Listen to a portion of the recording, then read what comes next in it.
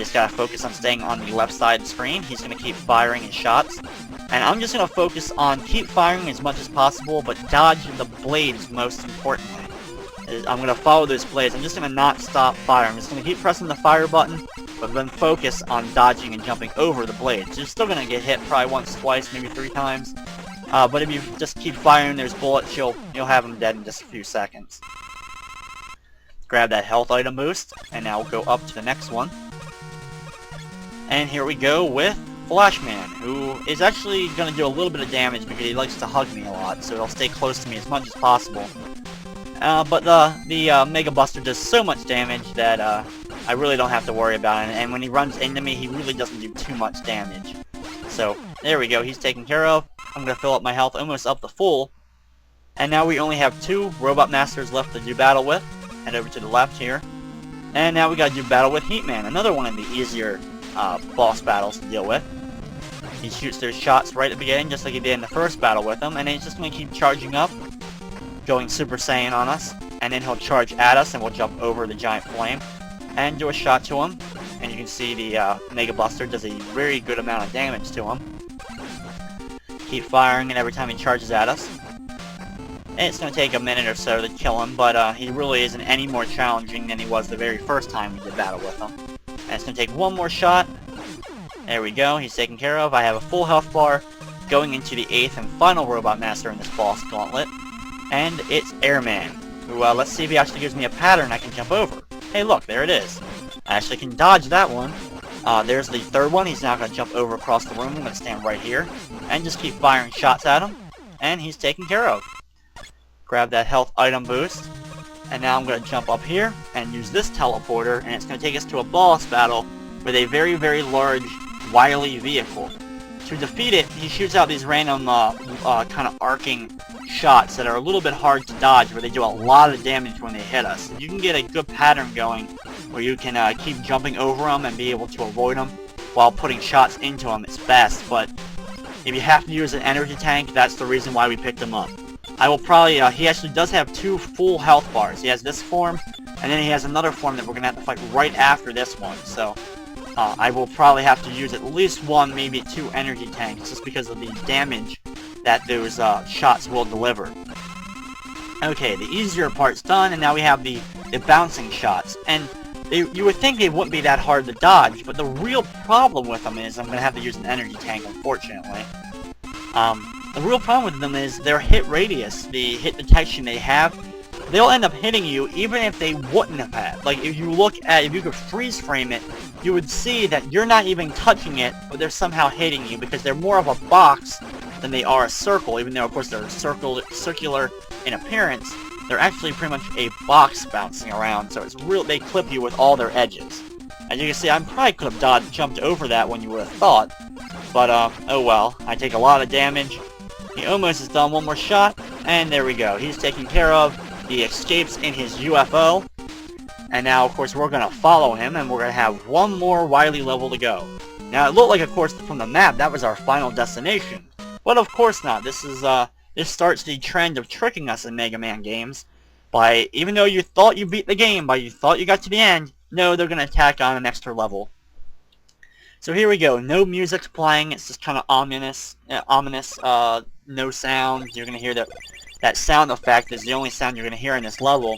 And I know that sound from another game. I don't know what game it is, but I definitely have heard that sound before. Probably from another Capcom game, maybe one of the Disney Capcom games. I'm not really sure, though.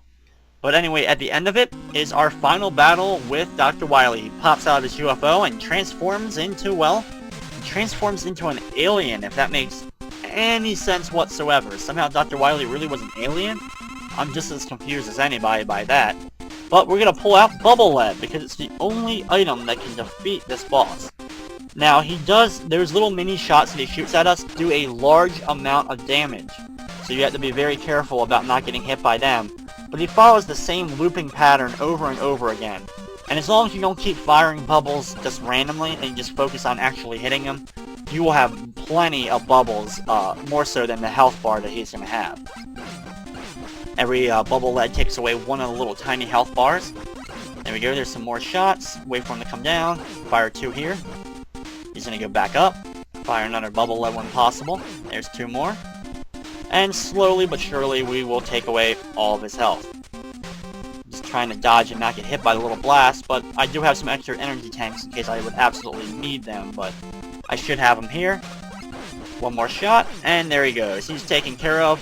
A lot of flashing goes on. And then we see Dr. Wily controlling what looks to be a little tiny microchip. So basically what it was is Dr. Wily was controlling a virtual alien to attack Mega Man.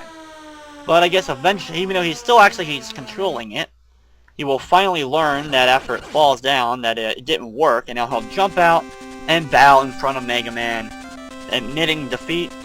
And with that, we have defeated all the bosses of Mega Man 2 and have completed the game. It's now time to just sit back, relax, and enjoy the ending of Mega Man 2. And for it, we get to see Mega Man walk. You watch this whole video, you play this whole game all the way through, and you get rewarded with watching Mega Man walk through the seasons. As the seasons change, we have fall, we're going to go into winter, all the seasons change as Mega Man just keeps walking.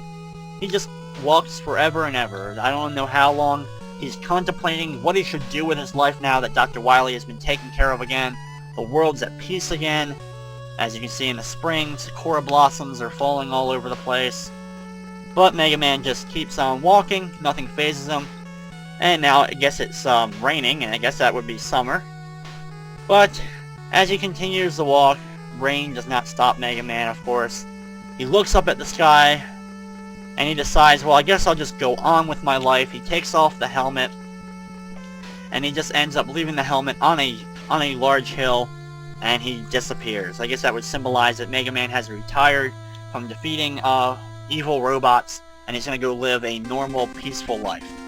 As we now will see the staff and the credits go by, and we'll get to see all the numbers of all the robot masters, and a name to go along with them. I'm not sure if that's who created them or what the name is. Just random names that go along with the different robot masters. Robot master number 12 is apparently Quickman. I always love these numbers because they really didn't mean anything back then. But when they did, for example, Rockman and Fort, or Rockman and Bass, whatever you want to call it, you collected the CDs in that game, and it gave you info on all the different robot masters in their numbered forms throughout the entire set of the original Mega Man games. So I always thought that was cool that at least there was numbering systems and everything. They did come back, at least in a later game. As we now have gone past the robot masters, and now we just get the basic credits going. Get to see the sound programmers. Once again, we get to see Yuki-chan's Papa. The random other programmers that worked on the game, like HMD. Yeah, back in the NES days, no one really cared about having credit for their games, it seemed like, because half of them would just use made-up names, or when the game would get brought over to America, they would just make up names for them, like example with Castlevania 1 on the NES. But there's a lot of the names of the great people that worked hard on this game, this great game. Pretty much should be the pinnacle of Mega Man games on the NES as far as a lot of people were concerned. They didn't know how, if Mega Man could even continue, whether or not it could get better or not. As we see, thanks for Fishman. Thank you for playing. And we get presented by Capcom USA. And with that, it's going to wrap up this edition of Play It Through. I would like to thank you for watching. And of course, I hope you enjoyed.